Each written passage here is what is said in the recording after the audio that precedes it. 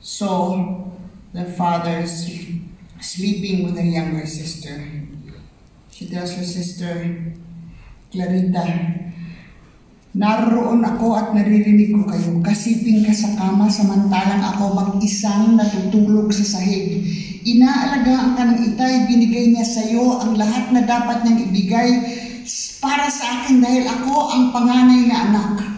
Kung ako na nga ang gumagawa ng lahat sa bahay, kung inaako ko na pati ang lahat ng trabaho ng inay, bakit hindi maging asawa ni itay?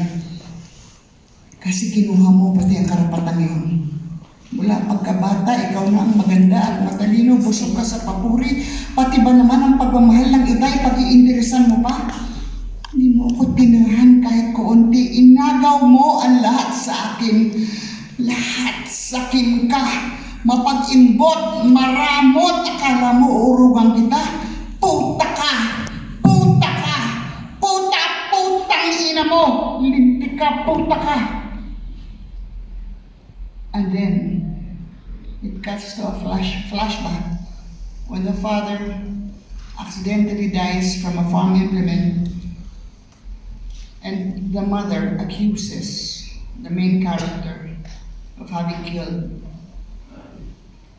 her husband, and the main character says, no.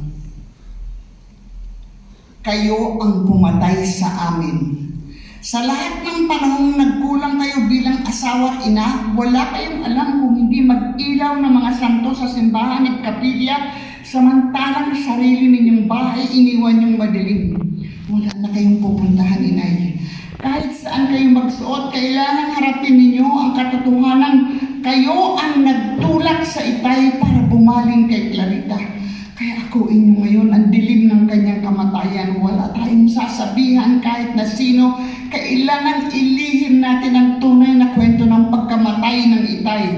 Gusto niyo mapahiya at maiskandalo ang Madre Dolorosa ng bayan? Sige, isatsat niyo.